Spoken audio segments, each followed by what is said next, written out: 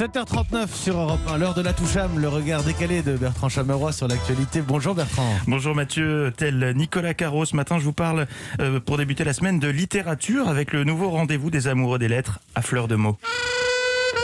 Aujourd'hui dans Fleur de mots, mon coup de cœur littéraire, le phénomène de ce début de printemps dans lequel se mêlent quiproquos, rebondissements et doutes. Attestation dérogatoire de déplacement, paru aux éditions Darmanin. Beaucoup de parti pris de la part de la maison d'édition. Tout d'abord, il y a cette volonté de remettre au goût du jour le plaisir physique de la lecture, le froissement du papier, l'odeur du papier, puisque l'ouvrage, c'est très bien fait, n'était pas disponible au téléchargement à sa sortie. Uniquement en version papier, de quoi dérouter les générations biberonnées aux tablettes et aux écrans. Deuxième parti pris stylistique, celui-ci, l'essai comporte 2 pages. Alors 2 pages, ça paraît peu, mais c'est beaucoup, car la maison d'édition n'est pas avare en astérisque et elle a fait le choix audacieux, voire provocateur, de n'utiliser strictement aucune ponctuation. Certains pourront y voir un clin d'œil à Georges Perec et sa disparition, mais il s'agit surtout d'un très bel hommage à la bureaucratie française, de quoi ravir les amateurs de Kafka et de notices de montage de meubles mal traduites. Alors de quoi parle cette attestation dérogatoire de sortie ? Eh bien, c'est une sorte de livre dont vous êtes le héros, puisque c'est le lecteur qui décide comment l'intrigue évolue en choisissant ce qui arrive au héros: acheter le pain, aller au travail, se rendre à des funérailles ou sortir son chien à 30, 10 ou 1 kilomètre. Chacun y comprend sa vérité.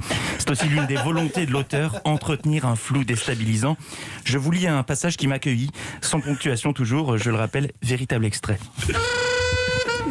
Les personnes résidant dans des départements n'étant pas soumis à des mesures renforcées ne peuvent entrer dans des départements soumis à des mesures renforcées au-delà d'un périmètre défini par un rayon de 30 km autour de leur lieu de résidence que pour des items signalés par un astérisque sur la présente attestation, ainsi que dans le cadre de déplacements de longue distance conduisant seulement à un transit par une zone soumise à des mesures renforcées. C'est poignant, mais curieusement, attestation dérogatoire de sortie n'a pas rencontré le succès escompté. Lourdement critiqué pour sa complexité, il devait reparaître dans une édition simplifiée, mais l'a finalement été retiré pour être remplacé par une vulgaire facture EDF. Triste époque que la nôtre. Quoi qu'il en soit, je tenais à saluer ce matin l'auteur, car je rappelle que cette attestation était une adaptation de la pièce contemporaine Les imbitables annonces de Monsieur Castex, adaptation écrite en moins de 24 heures. Donc je salue l'exploit. À bientôt pour de nouveaux coups de cœur littéraires dans À fleur de mots. Je sens que j'aime bien cette émission et le petit saxophone qui l'accompagne.